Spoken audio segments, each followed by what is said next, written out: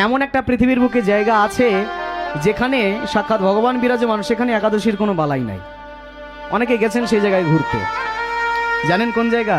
জগন্নাথ পুরী। সাক্ষাৎ জগন্নাথ ভগবান এই 56 ভোগেরও পরে আরেকটা ভোগ যুক্ত হয়েছে কলিযুগে, 57 ভোগ। আমি শুনছিলাম সেই ভক্তের কথা আজকে আস্তে আস্তেই। রানী কর্মাবাই যার নাম, একদিনে ভগবানকে পেয়েছে খিচুড়ি প্রসাদ পাইয়ে, একদিনে।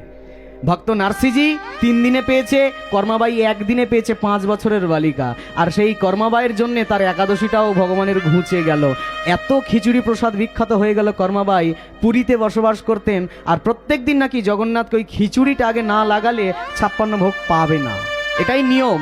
আর একবার একাদশী ভগবান জগন্নাথের সান্নিধ্যে এসে বলছে, প্রভু তুমি এত 56 ভোগ খাও, এত মণিহারি রসালো খাবার খাও, কিন্তু আজকে আমি একাদশী এসেছি, তোমাকে একাদশীর ব্রতটা পালন করতে হবে।